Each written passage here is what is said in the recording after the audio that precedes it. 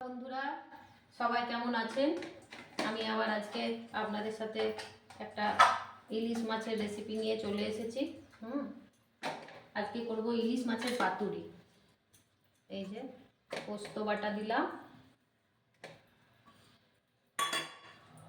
আর এটা হচ্ছে সর্ষে বাটা। এই সর্ষেটার সাথে কালো আর সাদা দুটো মেশানো আছে, শুধু কালো সর্ষেটা নয়, দুটো মিশিয়ে করছি।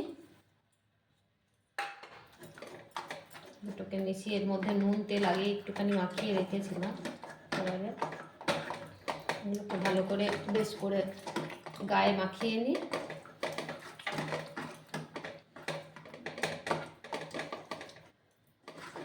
মাছটার মধ্যে আগে নুন না হলুদ একটু মাখিয়ে রেখেছিলাম, আর খুব সামান্য দিলাম। এই যে কলা পাতার মধ্যে তেল মাখিয়ে রেখেছি, আর একটা ইলিশ মাছ দিলাম পিস। এইভাবে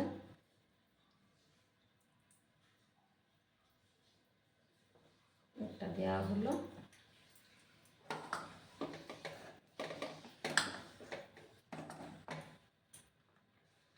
এবারে এইভাবে মুড়ে দিচ্ছি, দেখুন।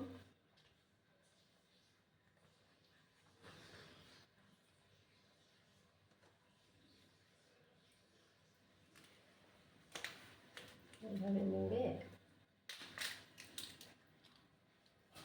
এই যে একটা এই সুতোর সাহায্যে এটাকে বেঁধে দিই, তা নাহলে খুলে যেতে পারে।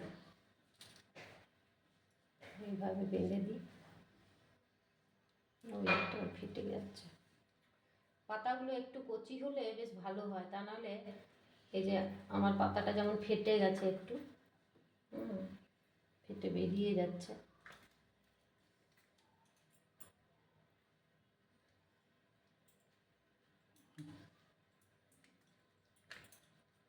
কচি পাতাটা হলে ভালো হতো।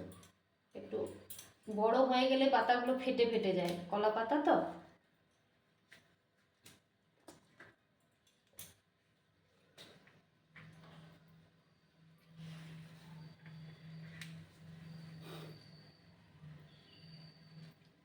দুটো করেই বাঁধতে হবে, তা নাহলে খুলে যাবে।